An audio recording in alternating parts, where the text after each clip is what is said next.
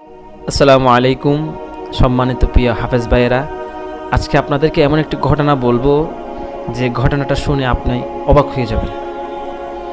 রাসূল করিম সাল্লাল্লাহু আলাইহি সাল্লাম বলেন, আজ রাতে আমার কাছে দুইজন ব্যক্তি আসলেন, একজন হযরত জিবরাইল আলাইহিস সালাম আর একজন হযরত মিকাইল আলাইহিস সালাম। আমাকে তারা আরদে মুকদ্দাসায় নিয়ে গেলেন।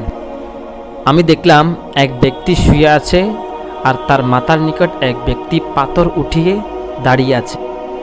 একের পর এক পাথর দিয়ে তার মাথাকে দ্বিখণ্ডিত করছে। দ্বিখণ্ডিত হয়ে যাওয়ার পর তার মাথা আবার পুনরায় ঠিক হয়ে যাচ্ছে।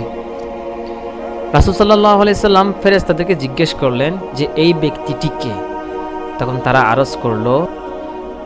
তারা বলল, হে আল্লাহর রাসূল, এই হচ্ছে ওই ব্যক্তি যে কোরআন শরীফ হিফজ করে ভুলে গিয়েছে এবং ফরজ নামাজের সময় ঘুমিয়েছিল।